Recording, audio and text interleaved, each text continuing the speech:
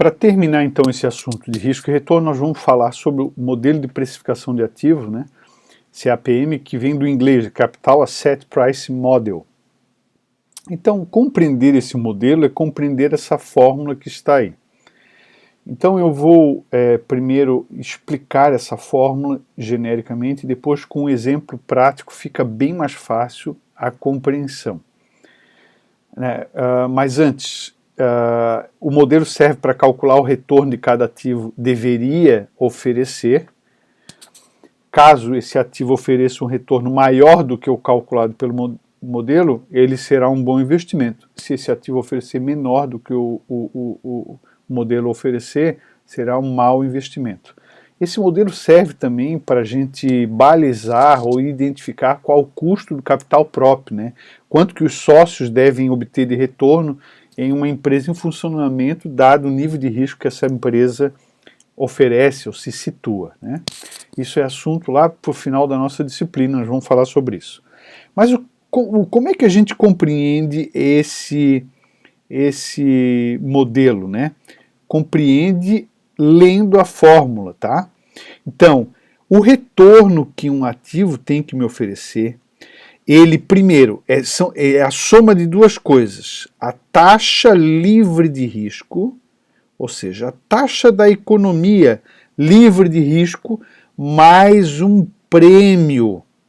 Oi, mais um prêmio.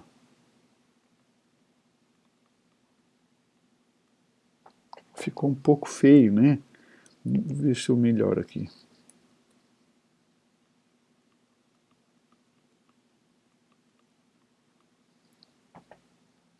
Então, a taxa livre de risco é a taxa básica da economia. Nós temos aqui a Selic, 4,25. Vamos admitir que seja 4.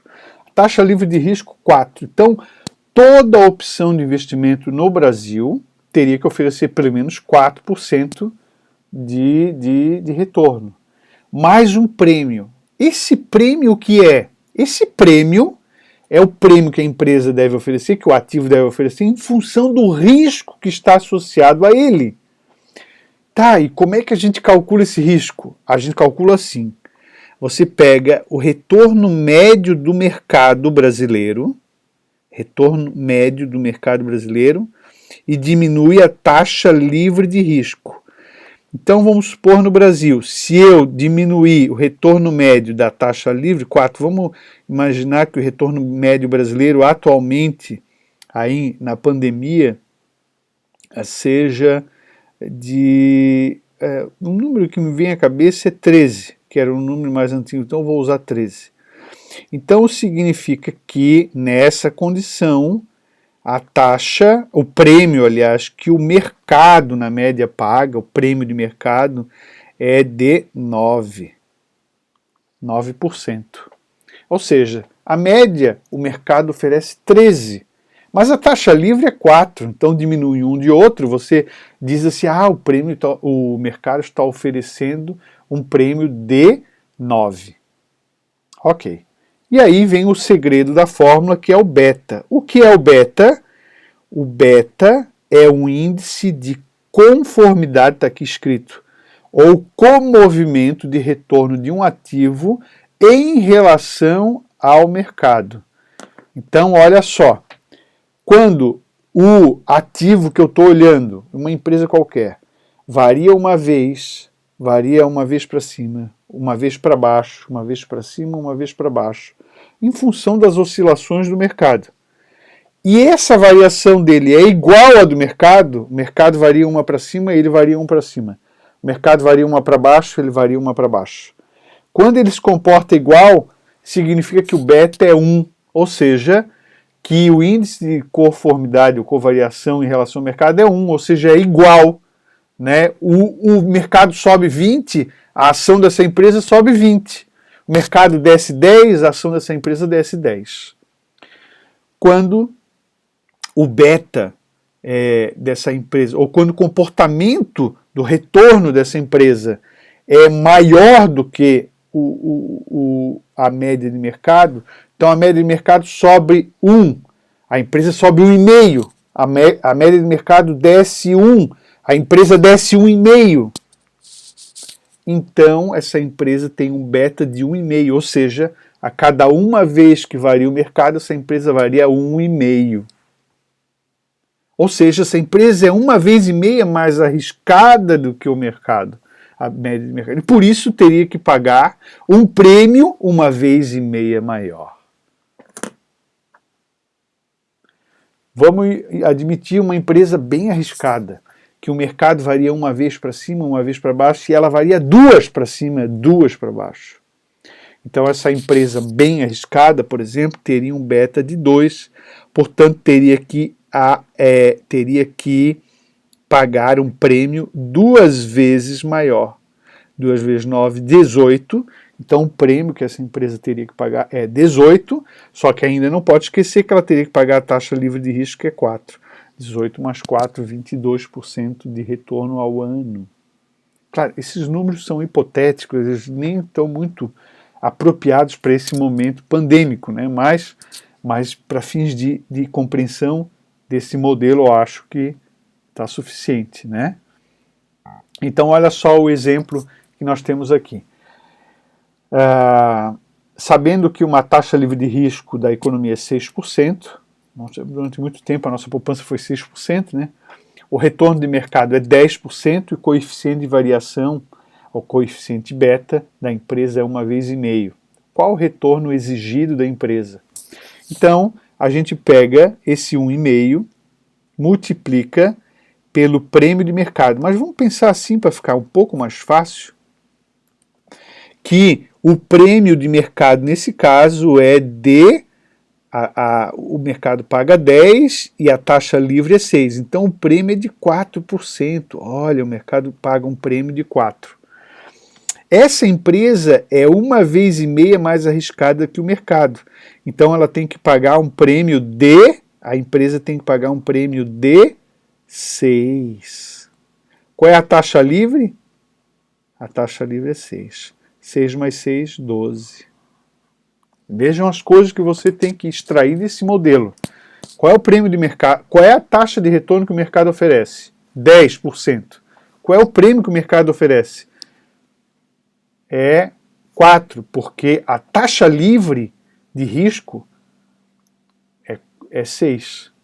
Então, se o mercado paga 10 e a taxa livre de risco é 6, o prêmio que o mercado oferece é 4.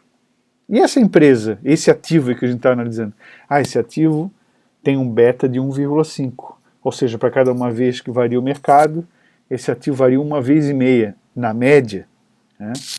Então ele é 1,5 vezes mais arriscado, portanto tem que pagar um prêmio 1,5 vezes maior. Então eu pego ali o 4, multiplico por 1,5 vezes. Então o prêmio que a empresa tem que pagar, que esse ativo tem que pagar, é 6. Soma com os 6, dá o retorno do ativo. Então cuidado com essas separações, esses conceitos. Retorno do ativo, retorno da empresa, prêmio do ativo. E outra coisa que eu não falei agora há pouco, como é que eles calculam o tal do beta? Eles monitoram os retornos, os lucros das empresas, jogam no Excel, jogam e verificam o retorno da média da empresa e o retorno de cada empresa em relação à média. E aí nasce o beta. É claro que eu fiz uma situação hipotética, que a empresa, cada uma vez que sobe o mercado, sobe 2. Cada vez que desce 2. Na prática não acontece isso. Sobe 2,5, depois desce 1,8. Não é uniforme isso. Mas o cálculo, que é aquele coeficiente de variação, que nasce do desvio padrão do resultado da empresa, o cálculo é matemático, né? Se você é administrador de uma empresa que não tem ações negociadas na Bolsa, você olha para a Bolsa e vê qual é o seu segmento e dali você faz uma analogia aplicando aquele índice de risco para o seu negócio. Mais próximo, pega várias empresas, mais comparáveis possível, mais próximo da realidade da sua empresa. Tá? Você pode colocar para terminar, você pode colocar esse conceito do CAPM, Capital Asset Price Model, num gráfico. E esse gráfico ele ganha o nome de linha de mercado de títulos. E esse gráfico ele começa aqui quando a gente tem um beta 0, né? Ou seja, não tem risco, você tem a taxa livre de risco. Quanto é a taxa livre de risco? Entre 4 e 8 é 6. que é aqui, ó.